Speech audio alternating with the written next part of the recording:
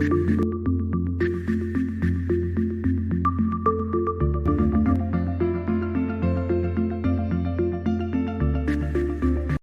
to Biztechasia's hottest startup show. Now, our guest today is Soham Chokshi. He's the founder and CEO of Shipsy. Shipsy is India's first and only end-to-end global trade and logistics management platform that helps customers reduce logistics costs, achieve transparency, and improve on-time delivery of goods across ocean, air, rail, and road. Now, the interesting thing about this company, they basically take care of 10% of India's trade. Now, to tell us more, Soham, welcome to the show. Hi, Brian. Thanks for having me here. Super excited to be here. Now, Soham, for a start, walk us through your journey from that light bulb moment when you were at Deutsche Bank as an analyst to where you are today. Yeah. No, it's been a very exciting journey, Brian, to be honest. So back at Deutsche, we used this platform called Bloomberg, and that was one single platform that actually connected everyone in the financial ecosystem. So us as sales, the traders, the research members, all our analytics, all our data, all our trades, all our chats, everything was on one platform. We literally woke up in the morning, logged into that, and ended our day by logging out of that. And we could not imagine life without that. And we thought it was pretty obvious that other industries where it's more of an ecosystem kind of platform, these kind of technology platforms should exist, right? And that's when e-commerce was on the rise, around mid 2015, and as end customers of e-commerce, the experience in terms of receiving or sending packages was not very good, to say the least, right?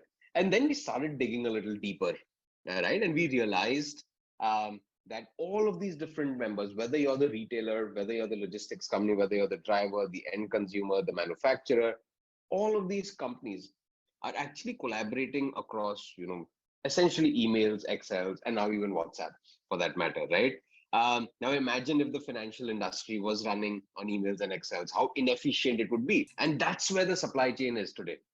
And that's the opportunity that we are after, Brian. And how did you go then from the analyst to actually building product and getting your first customer? Yeah, that's a that's a great question. So when we started off, right, so we're new to this industry, right? We didn't have any experience when it came to logistics, right? But we kind of approached it using first principles, right? And that's one philosophy that I personally really believe in, is to really question everything, right? So, we dug a little deeper. Our process, it was a lot of outreach, right? You reach out to 100 people, you maybe get 10 responses, and then you get a couple of meetings, and then one closes, right? And that was pretty much my journey, right? And at the start, so one of India's largest express logistics companies, right? So we kind of pitched to them, and then they really thought that, look, from a transformation perspective, right, technologies like this could help them leapfrog from a traditional express logistics company to a modern new age company that is capable of capturing even the e-commerce market, right? So that is kind of where we started off, Brian, and we've been growing ever since. The first customer is still with us and growing even stronger day by day.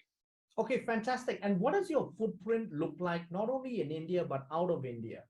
Yeah, no, absolutely. So look, we're pretty much a global company. We now have offices in Dubai, India, and Jakarta, right? We have customers across Saudi, Dubai, India, Indonesia, and the United States, right? And some even in Europe, right? So, pretty much, a global footprint, whether it be in terms of our customers, right, or our offices. And tell us a little bit then about your AI-powered platform today. Explain how you help to improve operational efficiencies of your clients in global trade. Absolutely.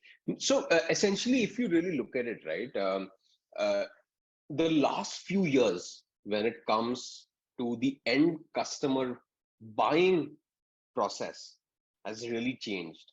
The way you and I, the way we shopped, 5, 7 years ago versus how we're doing it now has completely changed, right? The speed with which we want things, the flexibility with which we want things, the selection that we desire, right? All of this has changed.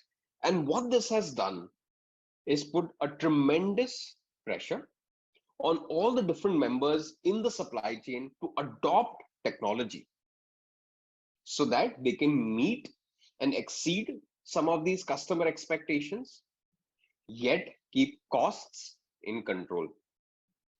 And that's where a plug and play platform like Shipsy comes in.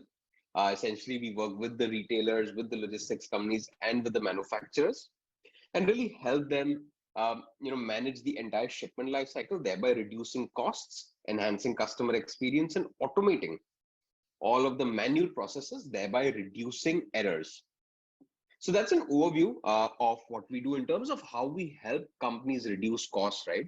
A lot of it is around using data, running optimization, right? So for example, when it comes to the last mile delivery, we have a machine learning based route optimization engine that helps the users automate the whole process of which shipment should go in which truck, how should it be arranged spatially, what is the exact sequence that the truck needs to take to make deliveries so that the cost can be reduced. Similarly, when you talk about global trade, right, things like demurrage and detention, real-time alerts using live data feed from your shipments to say that, look, where are you going to incur demurrage costs or detention costs, and how can you prevent them? So these are just some examples, Brian, in terms of how we help companies increase the efficiency. Soham, that really gives us quite a broad visibility in terms of cost saving. So like you said, if you're anticipating that you have delays somewhere, and again, in shipping, that costs money, right? It's by a day or hour Absolutely. or whatever. That's a huge potential saving compared to, again, the old way of doing things where you are notified after the fact or when it happens, Exactly. basically. Exactly. So that's a huge saving there itself. But one of the key things is also that the fact that you solutions like yours will also enable companies to be more efficient from a carbon footprint standpoint, because that is Yes. a big issue in the supply chain industry right now. Yes. Tell us a Yes. little bit about some of the initiatives or work that you've done in this space. Yeah. Yeah. No, for sure. And just taking a step back, right? Like what has changed and why is sustainability important now more than ever, right? And essentially, if you see, just going back to the point in terms of how buying behavior has changed, a lot of our purchases have now moved to home deliveries, which essentially means that the total distance traveled by that shipment has increased, Exactly, right? because, and I want to stop you here because this is a scary thought right now. Yeah, 24% of global CO2 emissions now can be attributed to the transportation sector. So, like you said, absolutely. it's gone up tremendously. Absolutely. And that is the one thing that has changed. And not just this. So if you really look at what is happening, right? Sometimes you're not at home. So the person has to make multiple attempts. And all of this is contributing to higher and higher carbon emissions. Not just this. If you see the involvement of packaging has increased a lot, right? Because now you have so many cardboard boxes that are coming Absolutely.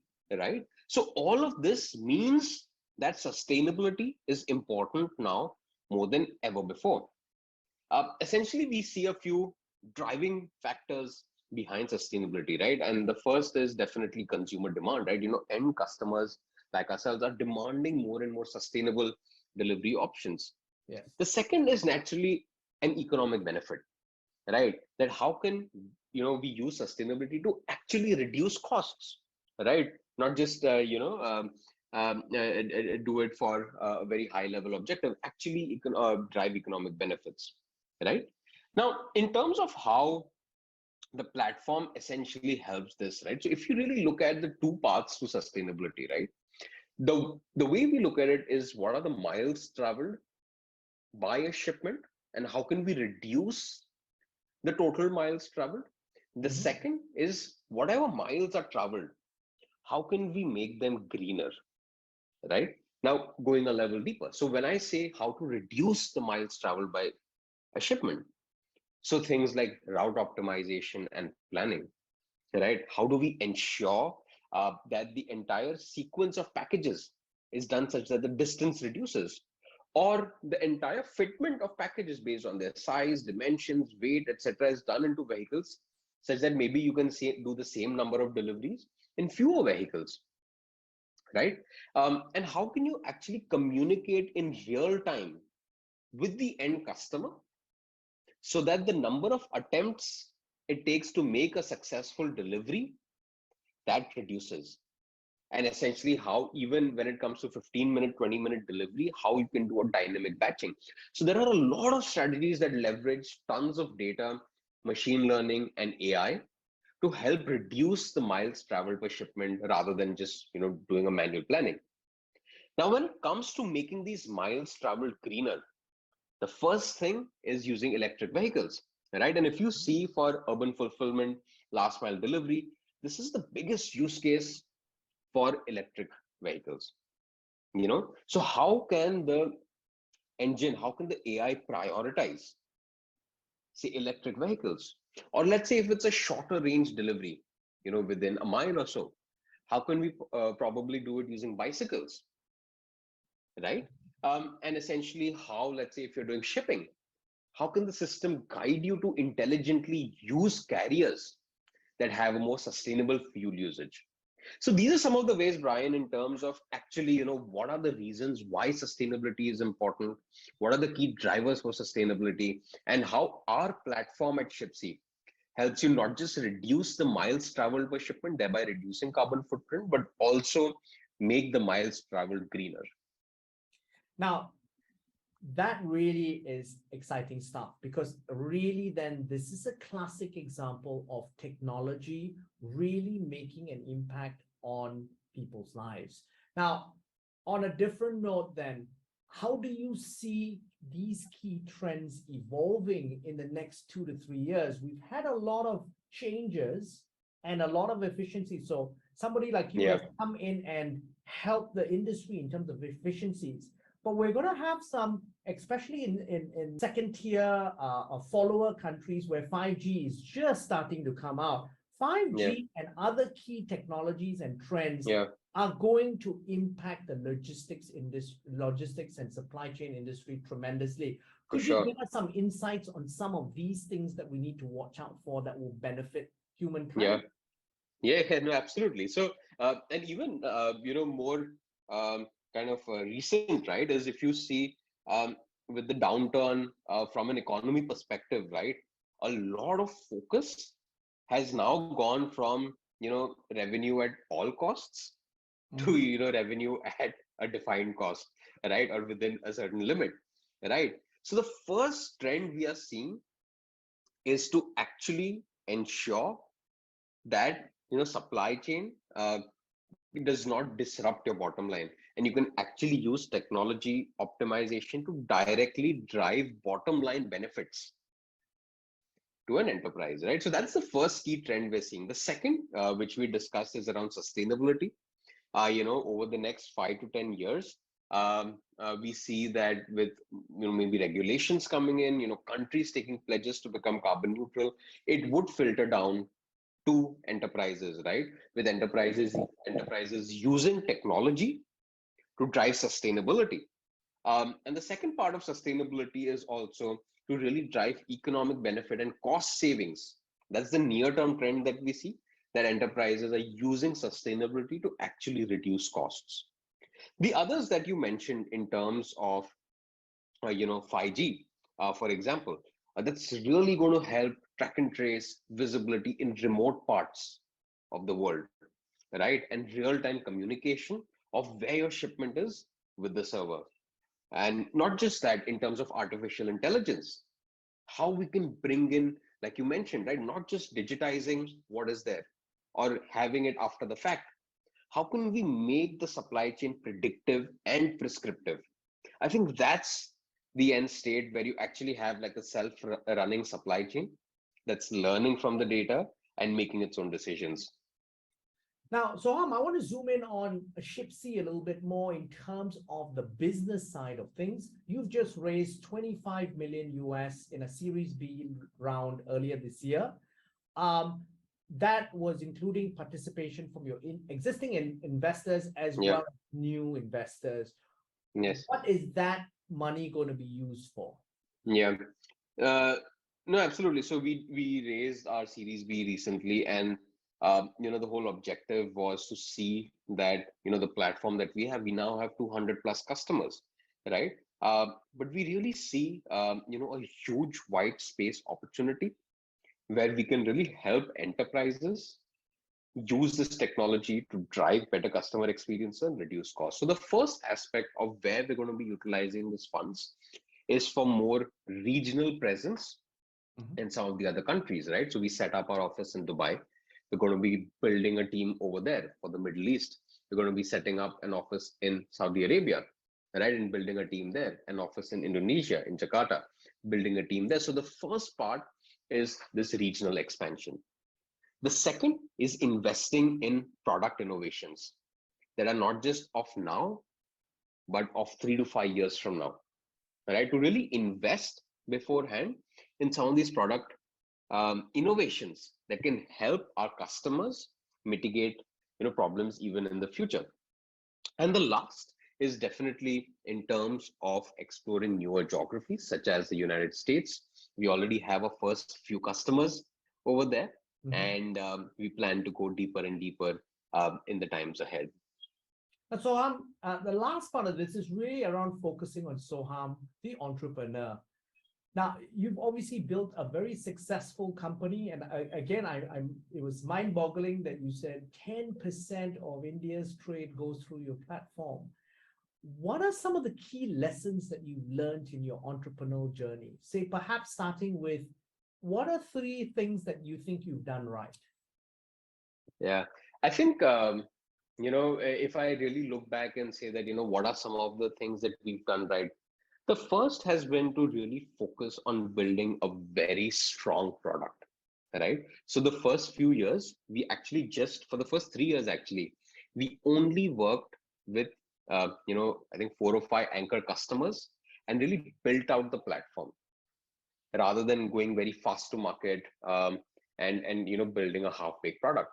Now, what this has done is that now, as we started scaling up from about 2019, the pace at which we could get more customers has only increased, right? And this is something that differentiates us in the market. Large enterprises can actually go live on Shipsy within 1 week, right? So it's that fast, Wow. right? And that is because of the innovation that we've done from a product perspective and the focus that we had on building a very flexible product. The second thing that I believe we've done right is over indexing on customer success. I think in terms of, if I really look back, right, uh, demand is not a challenge, right? It's a multi-trillion dollar market, right? And everyone needs a platform like Shipsy, right? Uh, but it's so core to an enterprise that you would only partner with a company when they have a proven track record. And that is something that we have invested very deeply in. And we call ourselves partners, not vendors, right? Because only if our customers succeed do we succeed. So I think second is really over investing on when it comes to customer success and really driving cost savings and benefits for our customers. And I think the third would be in terms of our learnings, that really at every stage, right, focusing. This has been something that has really helped us. So rather than seeing that, oh wow, there's a big market here, there's a big market here, this is also interesting, this is exciting, so rather than spreading thin, to really focus on few key segments and really going very deep over there. So I think these are the 3 things, Brian, if looking back, I think in terms of what I believe we've probably done right. Then, Soham, then what would you have done differently? Yeah, that's I think while I think one definite thing that we would have done differently was to really, while we did invest a lot in terms of working with anchor customers, I believe we could have gone to market a little faster. And you're not the You know, first entrepreneur that said that I've interviewed. Perhaps we got a great product together, but perhaps we could have gone to market a little quicker. yeah. We could have gone to market a little quicker. I think, because looking back, we actually had a very strong product, but somehow, we felt that no, we had to build more before we go out, right? So I think we could have easily gotten 2 years more of headway if we probably would have started early, but that's fine. Retrospectively, everything seems, we could have done it differently. But I think this is definitely one thing that we would have done differently. I think second would be to have started building our advisory board a lot earlier. So we've started building it now, but looking back, I think we should have really started doing that a lot earlier, because what it does is it brings a lot of depth from an industry perspective on how to build a company, right? So getting in all of these learnings a lot earlier. So that's probably the second thing that we would have done. And I think third, uh, definitely, I think in terms of uh, having perhaps a larger focus on showing more of what we've built, and so we were builders, right? By nature, engineers are builders, Mhm. right? But having a more focus on marketing, sales, events, those kind of things, right? So we kind of started with all these things a little later, but yeah, I think where we are right now, it's extremely, I would say, very thankful to everyone, our customers, our people, our investors, everyone. And I think it's a very exciting future ahead. So, Ham, it's been a fascinating conversation and really some really good advice at the end in terms of what to do and what not to do, perhaps potentially, because I think a lot of our entrepreneurs will really enjoy that key takeaways. Thank you for taking your time to be on the show, Soham. Thanks, Brian, for having me. It was a pleasure. Now, we've been speaking to Soham Chokshi, the founder and CEO of Shipsy, on Biztechasia Asia's hottest startup show. I'm Brian Fernandez. This video and podcast will be on our website, www.biztech.asia, as well as our social media platforms. It will also be on our syndication partners, TV stations, radio stations, and websites. Thanks again for tuning in.